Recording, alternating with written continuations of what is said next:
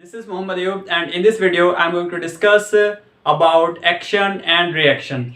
That what is the difference between action and reaction. So let's start.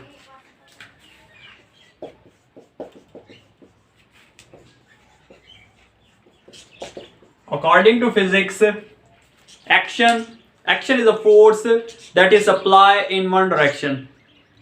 यानी कि action एक ऐसी force है जिसको हम एक डायरेक्शन में अप्लाई करते हैं.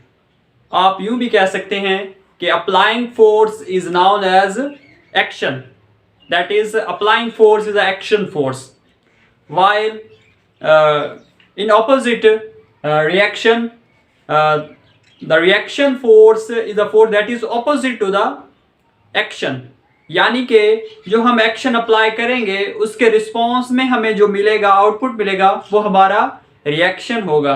दैट इज एक्शन जो है वो वन डायमेंशनल है और रिएक्शन जो है वो उसके ऑपोजिट एक्ट कर रहा है. जस्ट लाइक आप यूं समझ लें कि ये हमारे पास एक एक्शन है और इसके रिएक्शन में जो हमें फोर्स आउटकम मिलेगा वो हमारा रिएक्शन होगा.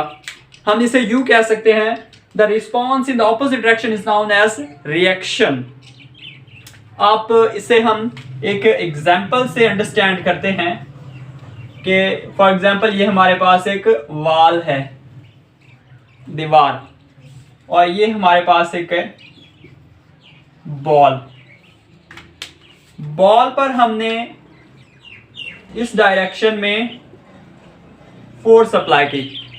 दैट इज हमने पहले भी कहा कि action applying force is known as action. ये क्या हुई? अप्लाइंग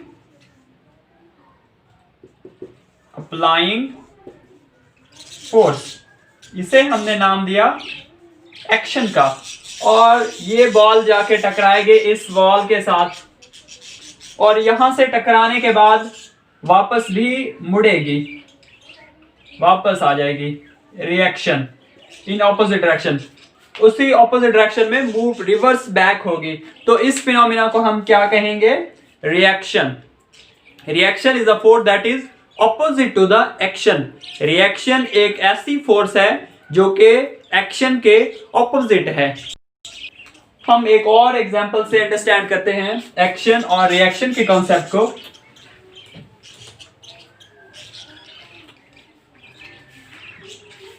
फॉर एग्जाम्पल हमारे पास ये एक स्टोन है, स्टोन जिसका मैस m है, और इसे हमने एक स्ट्रिंग के साथ टाइट कर दिया है, एक स्ट्रिंग के साथ, और इसे हम यहाँ से पकड़ के घुमाना शुरू कर दें, रोटेट कराना शुरू कर दें, तो ये होगी इसकी मोशन. तो हमने जो इसे रोटेट करवाया वो है हमारा रिएक्शन, यानी कि सेंट्रीपिटल फोर्स. सेंट्रीपिटल, इसमें सेंट्रीपिटल फोर्स और सेंट्रीफ्यूगल फोर्स का कंसेप्ट थोड़ा सा यूज होगा कि centripetal force is the force that keeps the body to move in towards to move toward the centre. यानी कि सर्कल में मूव करे तो उसे हम सेंट्रीपिटल फोर्स कहेंगे. तो सेंट्रीपिटल फोर्स क्या हुई? Reactional force. Centripetal force is actional force. यानी कि सेंट्रीपिटल फोर्स हमने अप्लाई की जो कि इसको सर्कल पे मूव कराएगी टुवर्ड्स द मीन पोजीशन, जिसकी direction towards the mean position होगी, उसे हम क्या कहेंगे?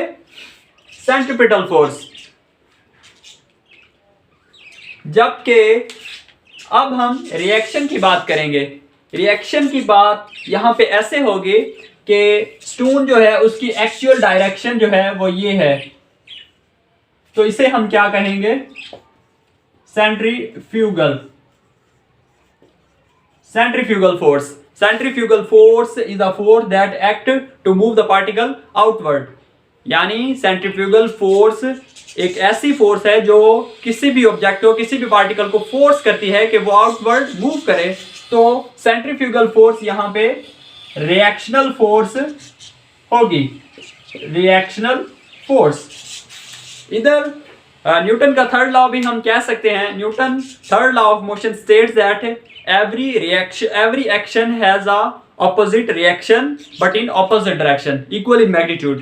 यानी कि हर एक एक्शन का इक्वल रिएक्शन होगा जो कि ऑपोजिट इन डायरेक्शन होगा. तो ये है हमारा थोड़ा सा concept about action and reaction.